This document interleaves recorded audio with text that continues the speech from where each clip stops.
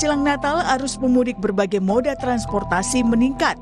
Jasa Marga mencatat 600.000 lebih kendaraan sudah keluar dari Jakarta di libur Nataru ini dengan peningkatan 8,9%. Namun jumlah ini menurun 2,4% dibanding tahun lalu. Meski begitu, Jasa Marga tetap mengantisipasi lonjakan pemudik di 23 dan 24 Desember. Bahwa tercatat lebih dari 660.000 kendaraan yang keluar, yakni dengan peningkatan 8,9% dari normal, tapi minus 2,4% dibanding dengan tahun lalu. Nah, hal ini mungkin harus diantisipasi karena dalam pengenaan work from anywhere yang akan ditetapkan, maka proyeksinya akan terjadi peningkatan di tanggal 23 maupun 24. Dari total sebaran ini memang masih didominasi ke arah Cikampek maupun ke Trans Jawa. Dalam situasi arus mudik, cuaca menjadi faktor penting yang harus diwaspadai. BMKG memprediksi perubahan cuaca dalam beberapa hari terakhir masih akan terjadi. Curah hujan sedang hingga lebat akan terjadi di sejumlah wilayah Sumatera dan sebagian besar Pulau Jawa.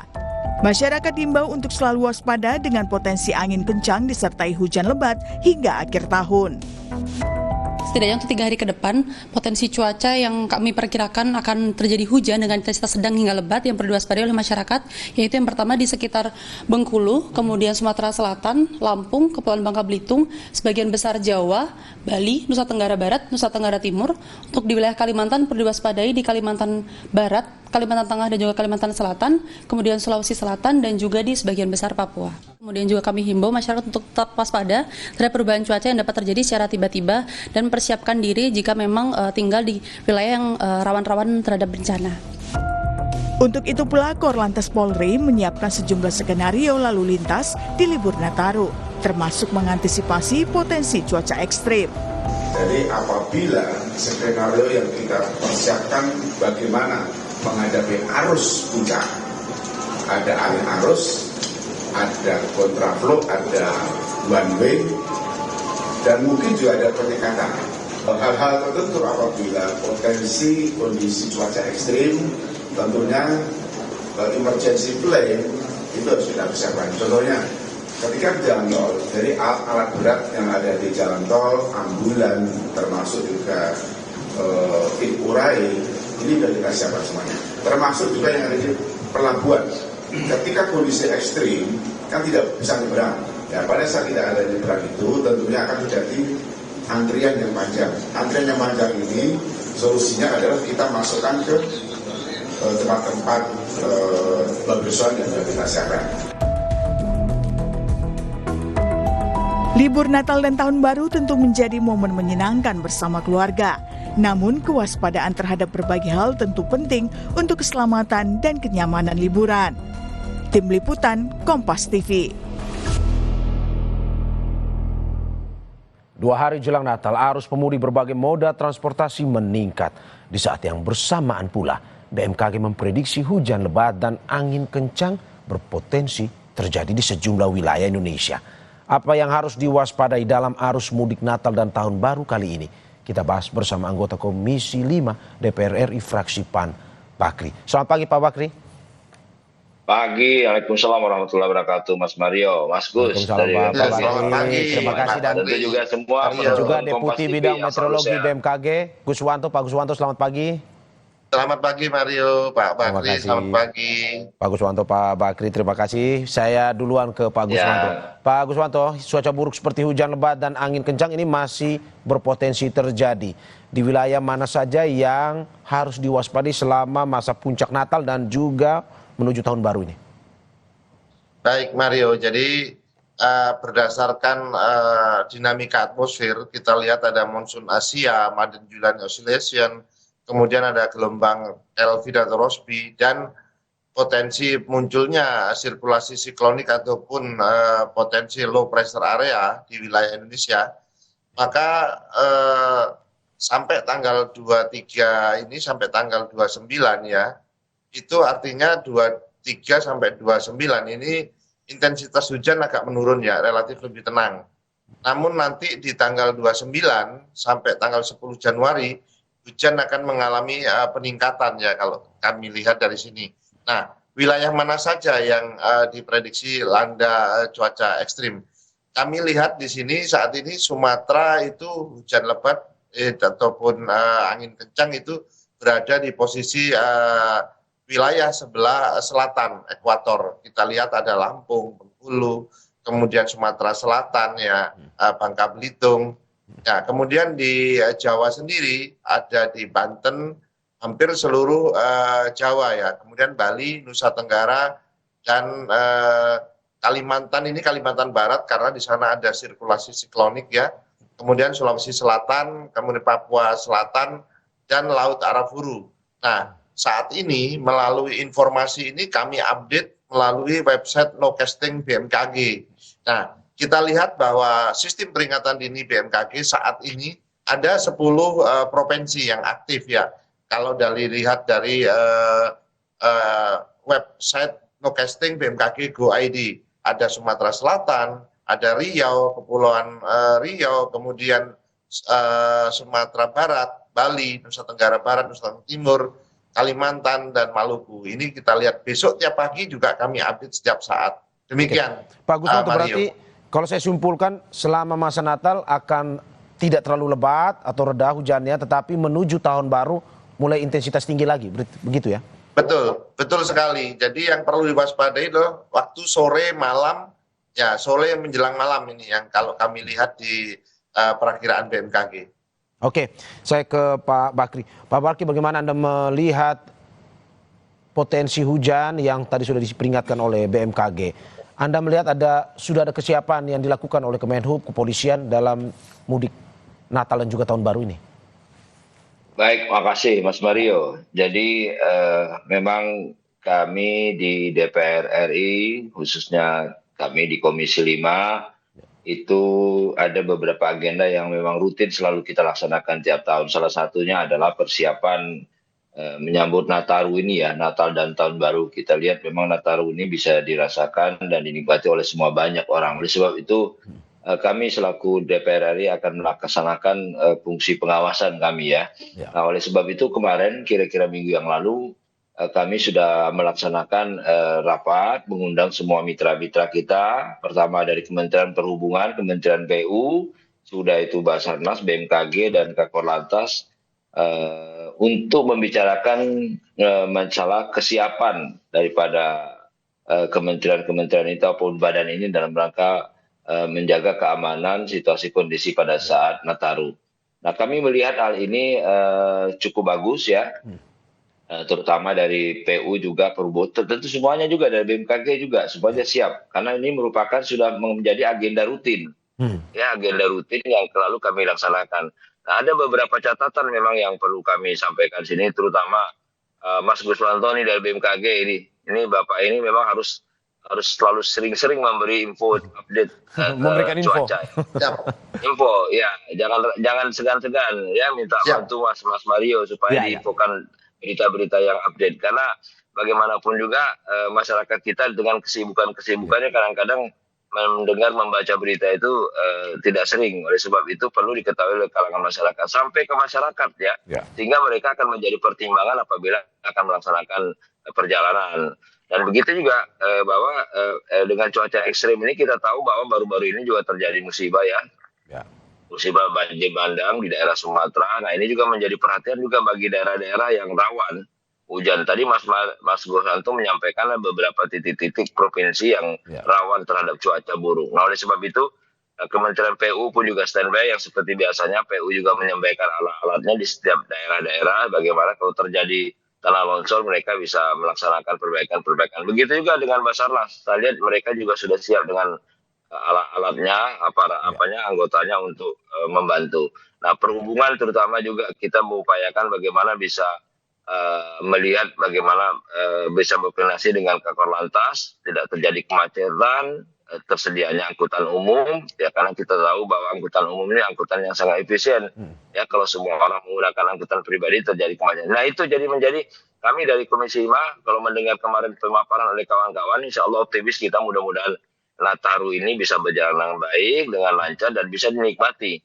Nah, yang penting bahwa kita tetap waspada, karena cuaca ini kita tidak bisa memprediksi 100%. Ya. Terkadang-kadang berubah, terkadang-kadang tetap. Nah, oleh sebab itu, sekali lagi Mas Gus, Deputi Bidang Meteorologi ini tolong betul-betul update sekali pemberitahuannya sampai ke masyarakat, sampai kepada pengguna-pengguna jalan. Kalau perlu bekerja sama dengan beberapa operator untuk menyampaikan kondisi cuaca di setiap daerah. Itu aja mungkin, Mas Mario. Oke. Ya, Pak Guswanto, masukan yang baik juga dari Pak Bakri bahwa tidak hanya di media konvensional seperti media televisi ataupun media online, tapi juga di media sosial, sehingga memang akhirnya bisa terinfo, terutama mereka yang ingin berkendara atau menuju ke daerah-daerah seperti Pak Guswanto bilang tadi, punya potensi cuaca dengan intensitas yang tinggi. Pak Guswanto? Ya, betul. Jadi kami Mario, jadi kalau kami sudah menyediakan beberapa aplikasi untuk membantu masyarakat selama pergerakan selama Natal tahun baru ya.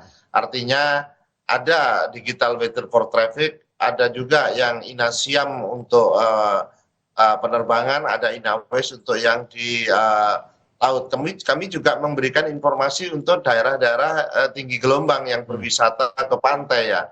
Kami juga menyiapkan aplikasi yang kita sebut cuaca.bmkg.go.id, maka akan menunjukkan bagaimana kondisi cuaca yang berbasis Android. Dan jangan lupa info BMKG juga bisa diinstal sebelum melakukan perjalanan, Bapak Ibu sekalian. Jadi ini berbagai moda sebagai kanal kita gunakan oleh BMKG dalam rangka untuk diseminasi informasinya agar bisa sampai kepada masyarakat dengan baik. Termasuk juga kami memiliki UPT-UPT di daerah, Mario. Jadi bisa menanyakan langsung ke UPT kami yang ada di daerah. Misalkan seperti Pelabuhan Merak ya, kami memiliki sana, dan ada yang namanya Join SOP.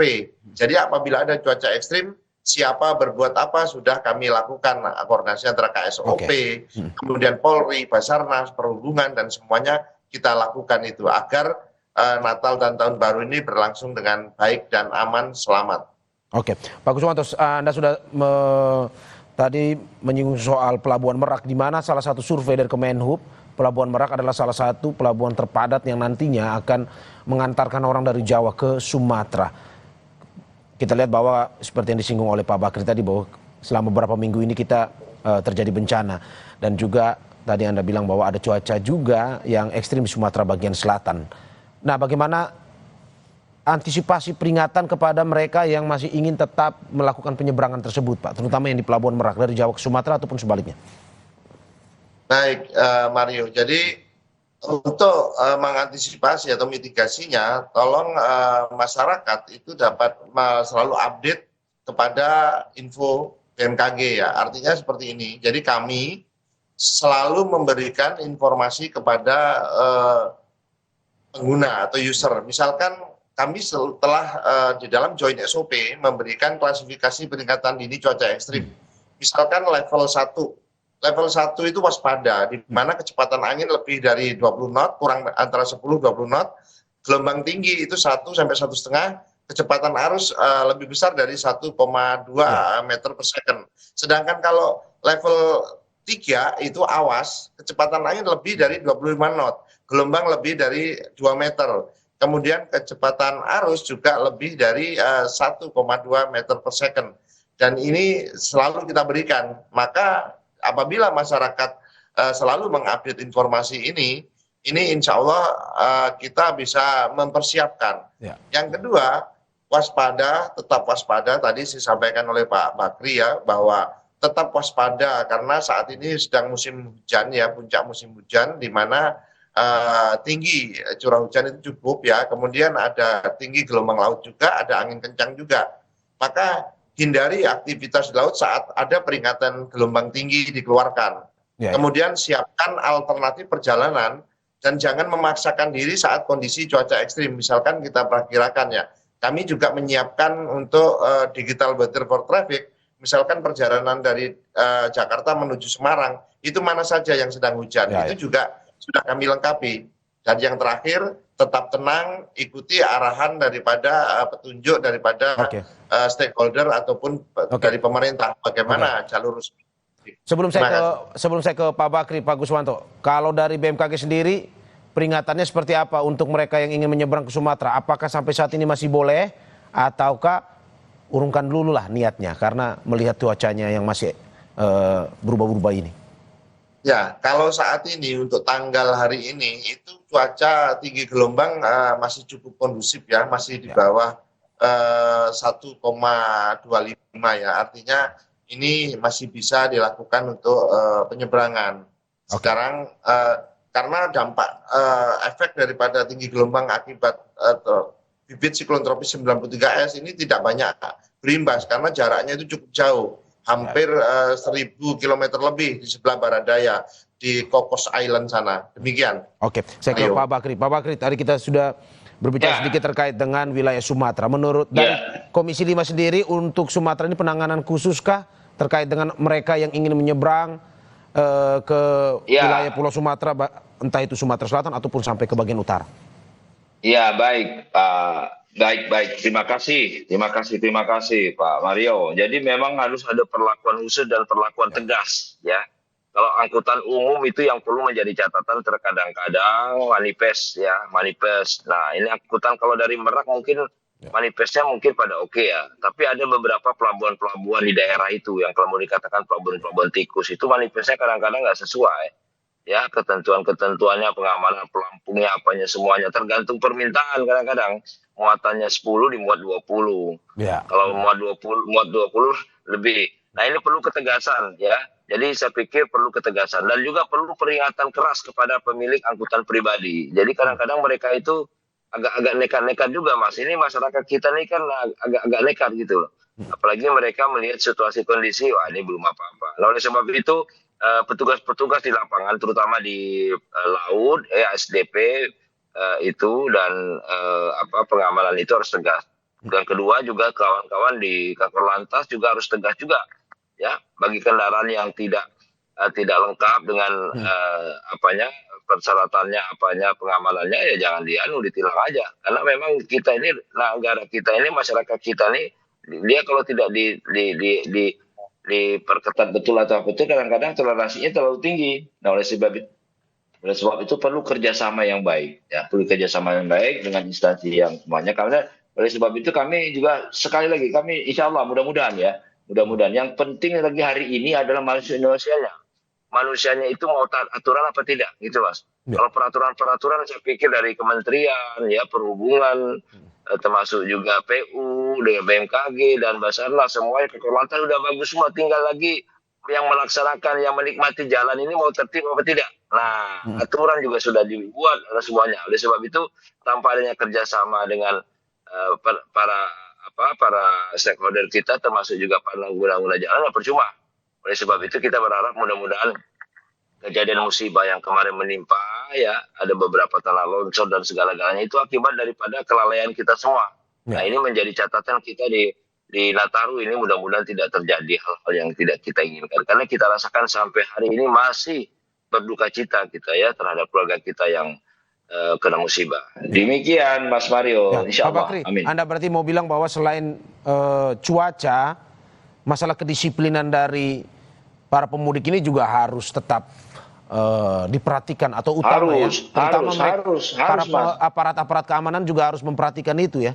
Harus Mas. Jadi jangan terlalu banyak toleransi. Tegas bahwa kalau ini tidak bisa nyebrang, cuaca jelek, titik. Nah ini kadang-kadang kan terlalu banyak toleransi. Dipaksa dengan berbagai macam cara, salam-salaman dan semuanya jalan. Akhirnya manifest yang berkurang. Ya ada musibah tidak sesuai dengan jumlah muatan kendaraan. Sudah itu cuaca sudah jelek masih tetap jalan. Ya kendaraan yang kadang-kadang tidak lengkap dengan peralatan keamanannya, seatbeltnya dan semua bannya apanya semua tidak bagus juga bisa jalan. Harus tegas ya. Karena orang kita ini kalau nggak tegas dia kurang ya jangan banyak toleransi. Sebab kalau sudah terlalu banyak toleransi terhadap keamanan ya musibah yang akan datang.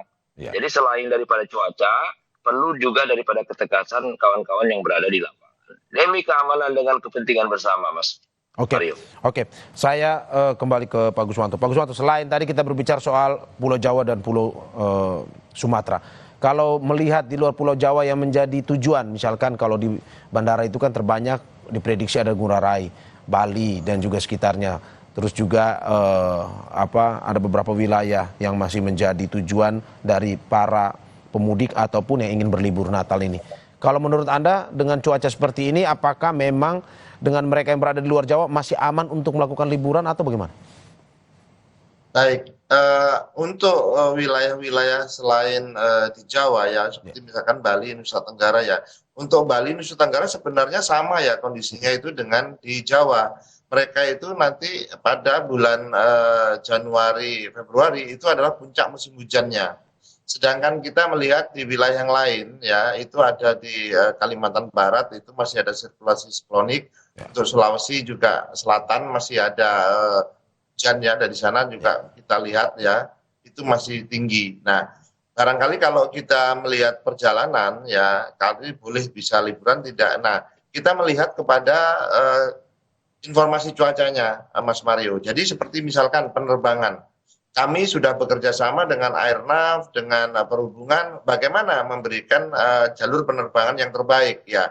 Kami selalu terkoreksi setiap pilot apabila ingin terbang selalu mengambil flight document di mana ada cuaca bandara tujuan dan bandara alternate. Artinya safety atau tingkat keselamatan itu pasti paling utama dan itu sudah terjalin dengan baik.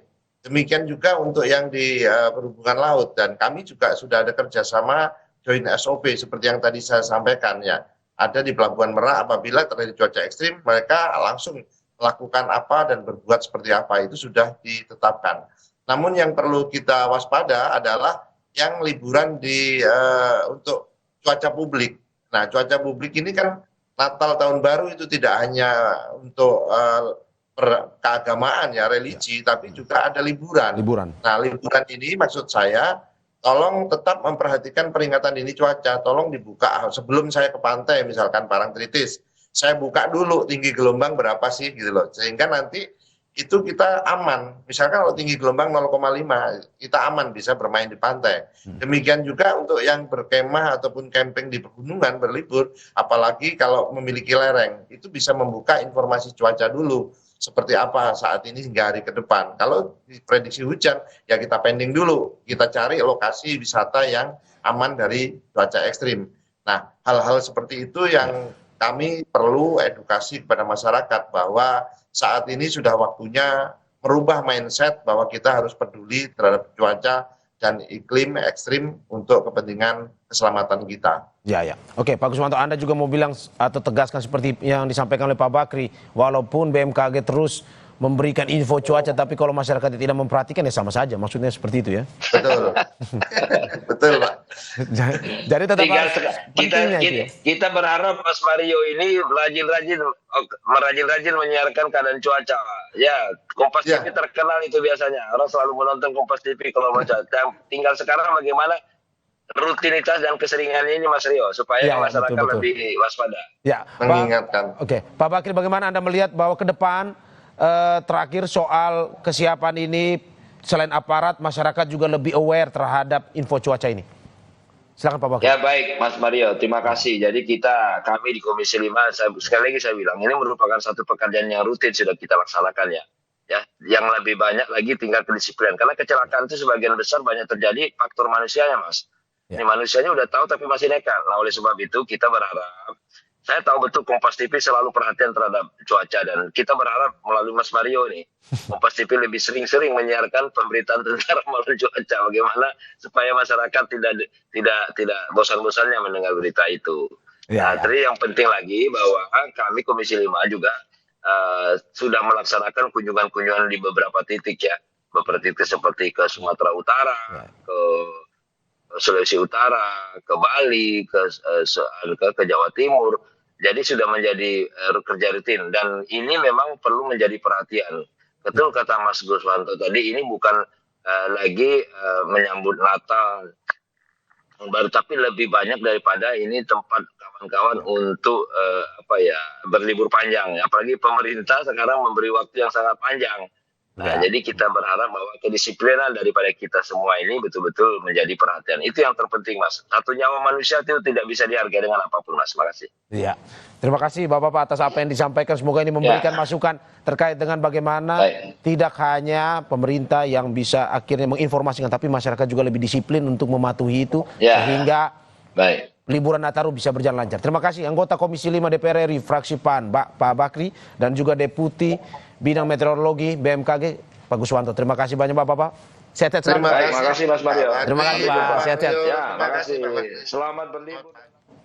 Saudara jangan kemana-mana. Sapa Indonesia Pagi akan segera kembali dengan informasi lainnya. Salah satunya mengantisipasi puncak mudik Nataru dan penumpukan di Pelabuhan Merak.